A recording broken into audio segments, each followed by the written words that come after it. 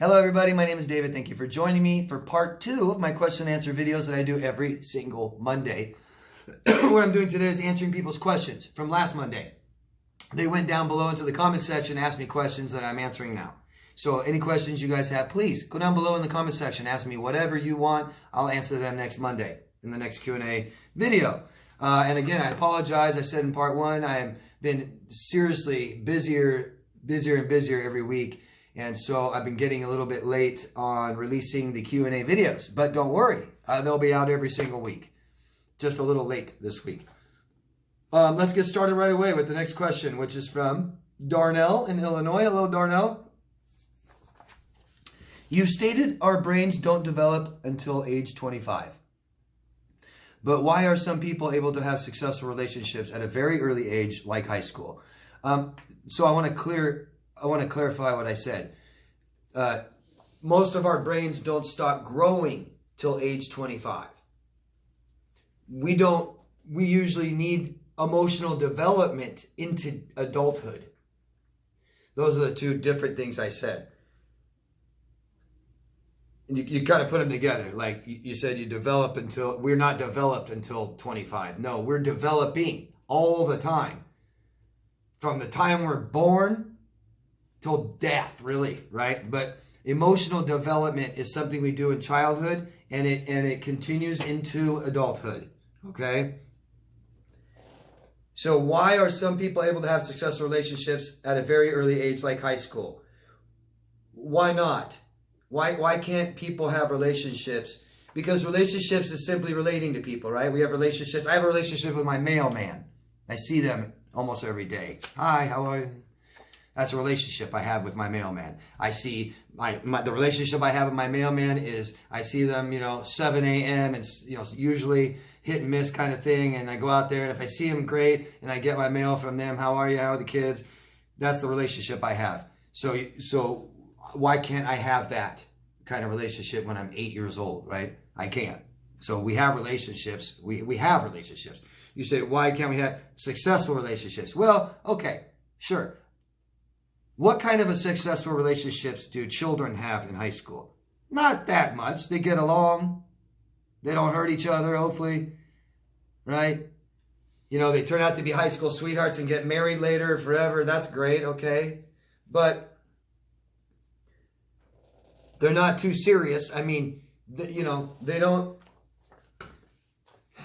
I don't know, just because they get along, I don't know if they're really meeting each other's needs and have a really strong relationship, very successful. I don't know, we're talking kids here.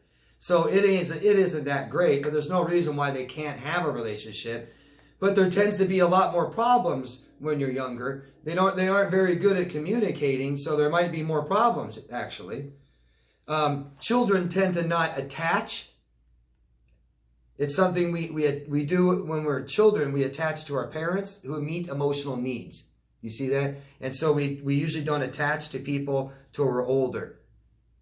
In adulthood, that's when people start trying to meet our emotional needs, not really children in high school. I don't know if I'm being confusing or helping you out here. So children can have successful relationships.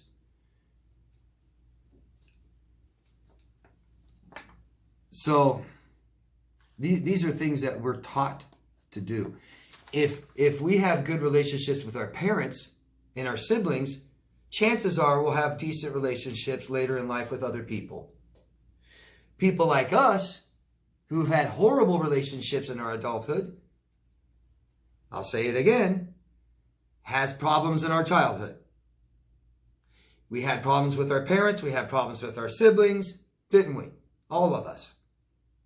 And for those of you who say, nope, it was great, you're not seeing it. That's normal to not see it. I get it. But, yeah, I hope that makes sense. High school relationships aren't very serious, and they shouldn't be. If I had children, I would encourage them, if they want to date lots of people. Don't get very serious. Don't get too committed to one person, please. Not good. You've got a life to live. Go, you've got things to do for yourself. Let's go do those things first. Right? But yeah, it doesn't mean they can't have a relationship just because they're not fully developed emotionally. But not being fully developed emotionally will make problems, more problems in their relationship, right?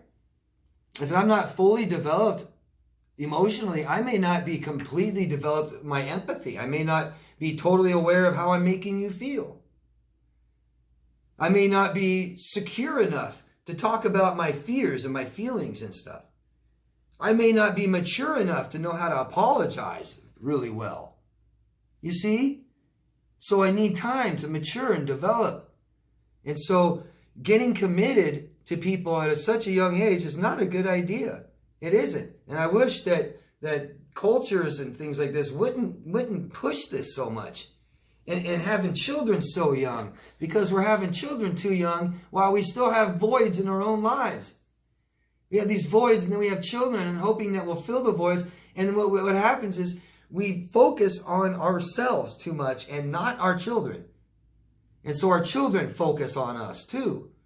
And so the children learn to focus on people and their feelings and their voids and not their own. And then they have their own void. And yeah, I hope that makes sense, Darnell. I'm sorry if I was confusing when I said that we don't stop developing till 25.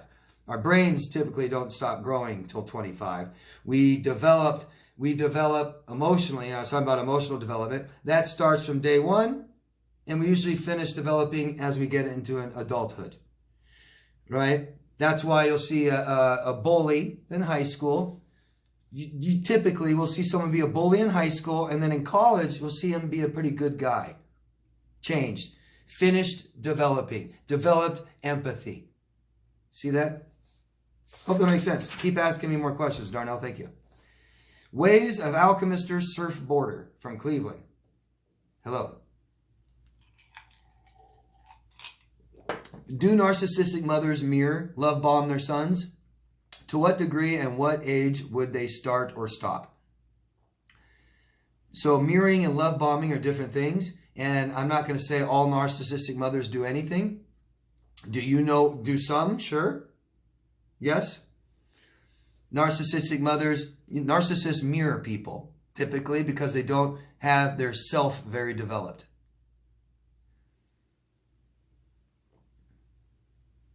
Love bomb their sons. Yep, seen that a lot. To what degree? It can be very bad. You see what I'm saying? Because you're asking me specific one person, right? Because I can't speak for every narcissistic mother. They don't all do anything, right? So to what degree and what age would they start and stop? It could be, right away. The thing is typically abuse starts after 5, right? It's when a child starts developing their own autonomy a little bit, their own self, their own personality. That's when abuse begins, typically. If people that mirror other people, narcissists that mirror people, they don't do that to little children typically. They wait till they get older. So I would say that a narcissistic mother would mirror a child as they at least become a teenager. Probably not until they're an adult. Love bomb. That's the perfect way for a narcissist to be formed. Constant love bombing to the narcissist. Constant attention. And the love bombing is focusing on physical attributes. You're so good looking. You're so smart. You're so strong. And that becomes what's important to him. Becomes a very physically oriented narcissist. Center of everything. Get tons of attention. Her mom doesn't have a self. It's all about him. So he looks for other people that do not have self. It's all about him. I don't know. I hope that makes sense. You guys can't ask me do all. Anytime you ask me, do a group of people do this? No. Always. There's no way there's a whole group of people that all do one thing. There's no way. Second question. How do I find myself? Who am I? Am I hiding or having fun somewhere else? In a world of things to do, be and see, I am supposed to know I have a path that's best for me? Is it possible to land myself in a space of no abuse? Thank you. Yes, that's what we do, man. We don't let people abuse us. So how would you think it's not possible? If you're asking me that question, you think it may not be possible to live in this world without abuse. And I'm sorry if you think that. If you think that, that's a product of your own experiences. So let's go back to the beginning. How do I find myself? Where am I? Am I hiding or having fun somewhere else? And I don't know what you mean by that. I really don't. But it sounds like you're having fun with that. I don't know if that's your little way of having fun with who you are. But having fun or not, you obviously don't know what I'm talking about. I would suggest you give yourself a chance to do that for yourself. Okay? I would. You're worth it. Everybody on this planet is worth it. Find out who you are. Let's start with what's important to you. So you can tell me or you can tell yourself what's important to you. That's a good place to start, right? How do I find myself? Who am I? I can't help you with these things, right? I can't tell you who you are. And who cares what I think? Are you hiding? I wouldn't know. Are you having fun somewhere else? Are you enjoying yourself? I don't think that's why you're here. So none of that makes sense. I don't understand what you're asking me. In a world of things to do and be and see, I am supposed to know I have a path that's best for me. You don't have to do anything. But you obviously don't. And how is that working for you? Is that working out? If it's not working out, I would take the suggestions of other people who are telling you it works out for them. So far, life is working out for me pretty good. So if you want any suggestions, I've given you some. Start trying to find out who you are. Because you obviously don't know. Okay? And it's not funny. It's not. It's your mental health, man. It's who you are. And I don't want people walking around on this planet not knowing who they are. It's not good. It's unpredictable. It's unstable. Find out what's important to you. Okay? And start realizing that these are morals. And start valuing them to the point where your choices show that. And then you'll start showing people who you are instead of waiting for someone to tell you. Okay? You'll have to be taking control of your life. Thank you. TK in Pennsylvania. Hello. Hi, Dave. And it's David. Thank you. How long can a borderline remain bonded to his or her ex after discard? Forever. Do they remain bonded after discard, breakup? Yeah, well, here's the thing about borderline. Borderline is the unhealed victim, right? They say like a burn victim that's still burning, right? So a person just walked out of a burning building and they've got, burns all over their body and you want to help them. You're trying to help them. Oh, come here. Oh, you touched them. And they're like, look, you hurt me. You hurt me. Look, right here. So you abused me. You see that? So what I mean is borderlines, they don't heal. They don't look into the future. They just focus and obsess and ruminate on the past and how they're feeling, right? So they tend to not heal from relationships. They might try to go right on to somebody else, and then they always come back, man. They always come back. They ruminate, just like a lot of us do after these relationships. They're even more. They're more unstable. They're more impulsive. You see that? So they are trying to heal, right? They don't have the ability to self-soothe. They don't say, oh man, I'm a wreck. I can't do this anymore. I better stop this. No. They say, oh, this person hurt me. How can I get them back? Literally, how can I get them back in my life? Or how can I revenge them? I'm going to talk about it to everybody and talk about how this person's hurt me forever. And I'm never going to feel better about it. I'm never going to heal from it. So I'm going to talk about how this person hurt me forever. Right? Hope that makes sense. Thank you. And it's Simone or Simon again. I think it's Simone from LA, California. Please correct me if I'm wrong. My ego wants a Hoover for validation. I'm so worried I won't get a call. I'm sick, I know. Will I get a Hoover? Everyone gets a Hoover but me. I want a Hoover, LOL. And I know you're being facetious, but man, you're just speaking up for how a bunch of other people feel. Huh, everyone else out there. We want a Hoover. We want to know that we matter, that we're significant, that the person that told us they care about us actually cares about us. We want to know our worth.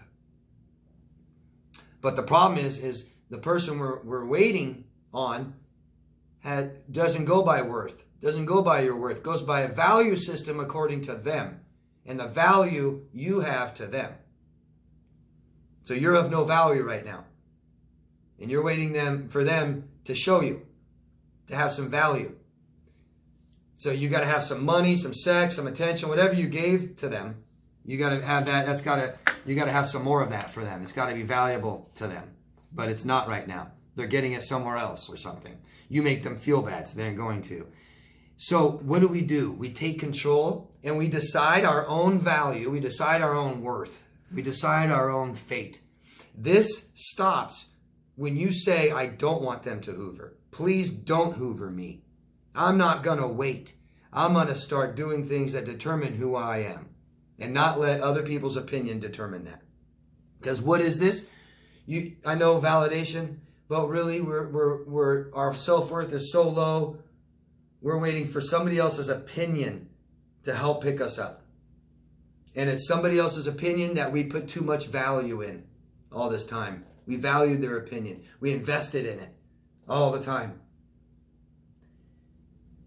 So you determine your own self-worth right now by blocking everything. Say, don't you ever contact me again, right? And it doesn't matter if they have it. You just put that out there.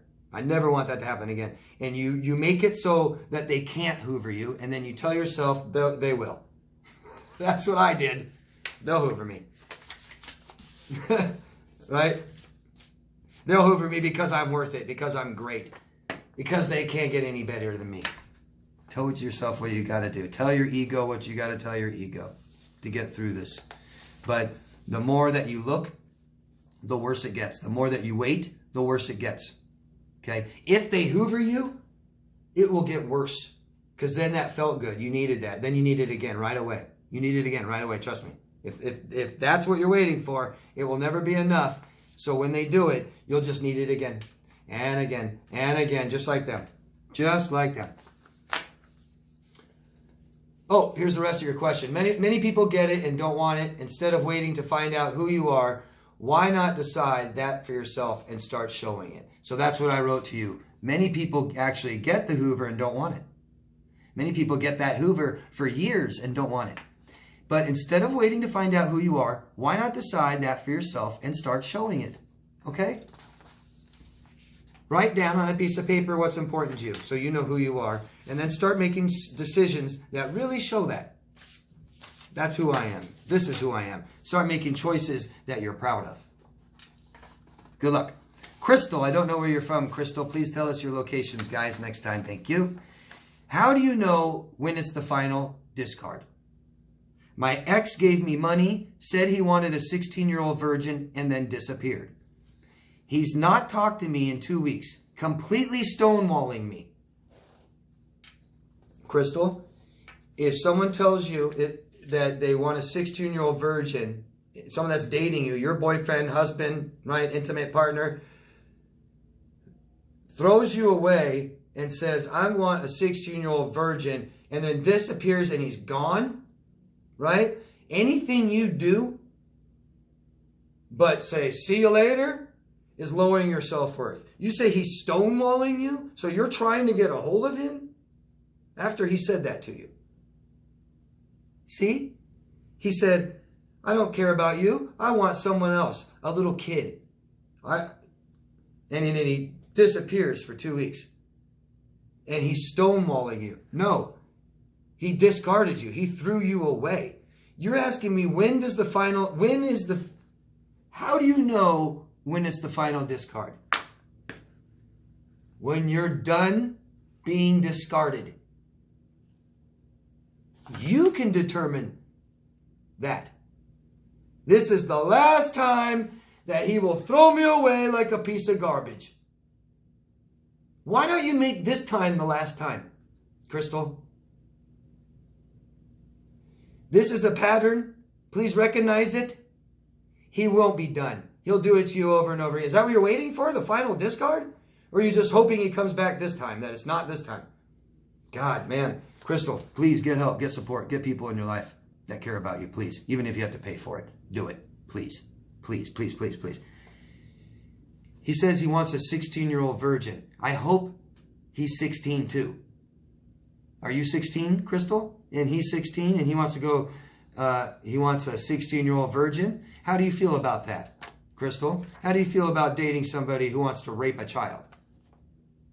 How do you feel about that? Is that who you are? Then I wouldn't date people like that. Let him go. He's not stonewalling you. He's abusing you. He's done with you. He's discarded you and threw you away. Maybe this is the final discard. But if you keep waiting, your worth is down so far low that he'll do this as many times as he wants to you. It's got to stop. He's not stopping it. You stop it, Crystal. Empower yourself and not let somebody do this to you again. Matter of fact, how about this? He's never allowed to abuse you ever again. How about that? What do you think? Do you agree with me that he's not allowed to ever abuse you ever again? Or is it okay sometimes? Is it okay? You can stop it right now. He already threw you away. Make it final. Make it your choice. Turn around, get some help, and don't ever contact him again. Don't talk to him again. That's my advice, Crystal. Take it or leave it, okay? I'm very, very sorry. But, yeah. This can be the final discard if you want to. Or it can keep continuing if you want. I think it seems to be your choice. Now, I hope you make the right choice for yourself. Lisa from the United Kingdom. Hello, Lisa. Why are dad narcissists so nice to everyone and abusive to their family?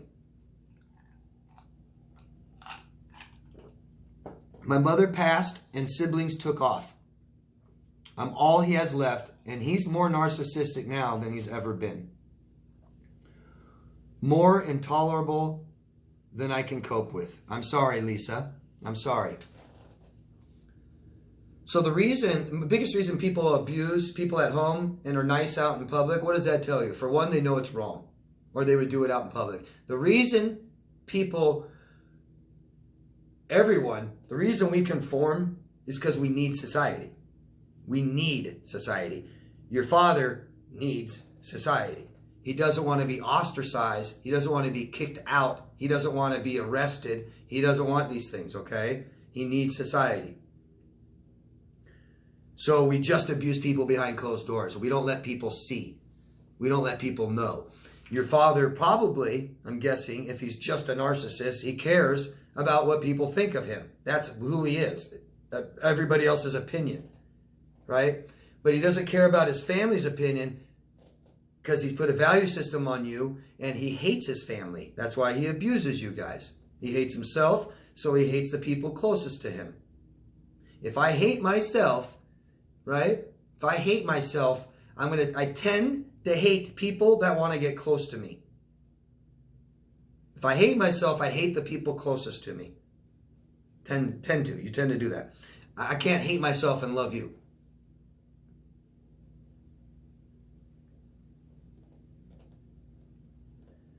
You said something here that really is important. You said you're all he has left, and he's more intolerable than you can cope with. Lisa, I don't care. Anyone in this world is not allowed to mistreat you. People are not allowed to abuse you. I don't care what's wrong with your father, and I don't care if he has no one left in his life. What matters, Lisa, is how you feel. That's all that matters, Lisa. This has to stop. You can't feel bad anymore. What are you going to do about it? You are responsible for it, and that's the way life is. Your dad's not responsible for it. Your dad's not going to do anything about it. Nobody's going to do anything about it. This will continue until your father dies or you die. When you feel better about yourself, you can make decisions like this. They become easier. This is really hard for you because you don't feel good about yourself. This is going to be even much, much harder for you than other people. get support, hire professionals, and they'll help you understand this.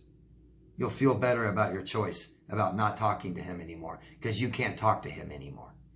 He's abusing you, and he's old, and he's not changing for the better. He's changing for the worse. And you need to save yourself and run. And whatever happens to him, happens to him. Lisa, you're not responsible for your father. Man, it's one thing to be responsible for your child, sure. But not even when they're an adult, you're not responsible for him anymore. You're not responsible for your father. And I don't care how old he is or what he did for you, he can't treat you this way. He's not going to stop. The only way you can make it stop, Lisa, is you have to stop it. If you can't make somebody stop hurting you, they have to be out of your life. That's it. That's it. Do you have any other solution, Lisa? If somebody's hurting me and I can't make them stop, what do? Get them out of my life. Doesn't matter if they're my priest, my rabbi, my mom, my father, my son, my daughter, my brother, my sister, my aunt. It doesn't matter who it is on this planet. Nobody is allowed to abuse you. And I'm going to say it one last time, Lisa. He's never allowed to abuse you ever again. I hope you make that happen. Good luck. If you can't do it by yourself, get help. Okay? That's simple. Not doing it is simple, but understanding that is simple. Should be. If I can't do something by myself, then I go get help to do it. Okay? Good luck. Awful. Awful. I'm so sorry. I'm so sorry. But this can stop right now if you want it to. Nora from Algeria. Hello, Nora. Can you please tell me why we need time to understand what happened? It took me 9 months to understand what was happening to me. Why didn't I see the red flags? So we don't see red flags, Nora. We feel them. The reason is it doesn't matter what people do, and it doesn't matter what you do. It matters how you feel about it. So things like this are subjective, aren't they? What somebody else does, I might be okay with that. You may not like it, what somebody else does. See? And that's Nora. Nora doesn't like what somebody else does. Doesn't bother me. That's me. Okay? You saw red flags. May not be red flags to me. Or you said, why didn't I see red flags? Okay. So they might be red flags to me, but they weren't to you. Okay? Why? And I was like you. I used to be like you. I didn't notice red flags. It's feeling. Okay? And this is about who you are. So I have a very moralistic value. I value honesty. Brutally honest. I value it. So when someone lies, I feel it. It doesn't feel good. I value honesty, and now someone's lying. If it's someone close to me I care about in my life, if they're lying to somebody else or to me, it doesn't feel good. It feels bad. Okay? So that's a red flag, and that's a feeling. It may not bother somebody else, lying. I'm serious. There's a lot of liars out there in the world that don't value honesty. They don't care. You do. Nora. Nora cares about honesty. Other people do not. Right? It causes me anxiety when I see somebody lying. Or let's say this, Nora. We're talking about abuse, right? Why didn't abuse cause red flags? Or why didn't things about this person cause red flags? What it is who you are. It's about who you are. If I believe that abuse is wrong and I see abuse, it goes woo to me. I get all these emotions. I say, this is wrong, this is wrong, this is wrong. And I feel, I know who I am, so I'm not going to put up with this. I'm walking away. I'm worth more than this. But if my self-worth is so low and I see someone abusing someone or someone abuses me, I may stay with that person. I believe I'm not worth better than that. So I stay. So when I see the abuse, it doesn't even affect me as much. I'm unhealthy, right? Let's put it that way, right? I'm unhealthy So unhealthy behaviors don't really cause much alarm to me. Right? But let's say in 10, 20 years, I become healthier. I heal from this stuff and I become healthier so that now that behavior causes alarm to me. It does so much to my body, I can't take it. I can't ignore it. I can't suppress it. I can't numb it. I can't deny it. It's a red flag and it's huge. It's right in my face. David, they're lying. They're abusing. Oh God, get away from me. I love myself. I care about myself. I value who I am. I have lots of self-worth. I'm worth better than this. But if I'm not worth better than that, oh well. Someone's lying a little bit. Little white lies, no big deal. They lied to me. They apologized. They probably won't do it again. It's a measure of how I feel about myself. You had low self-worth. You didn't notice the red flags. If your self-worth has gone up, then you'll notice the red flags. What is notice? It means that it's important to you more. You have more self-worth. How you feel about yourself is higher, better, right? If I don't like myself, I don't care about who I am, I have low self-esteem, low self-worth, then I'm not really going to care about my morals too much, right? I don't care about being a great, wonderful, beautiful person.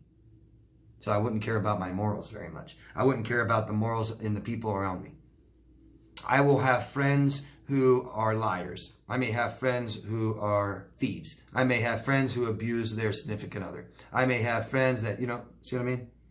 Because I don't care about myself very much. I don't think very highly of myself. So I surround myself with not such great people. Right? I really know myself really well. I have morals, strong morals that I value very much. And so it's really important to me that the people in my life also value those same morals. I'm honest and I demand honesty from people around me.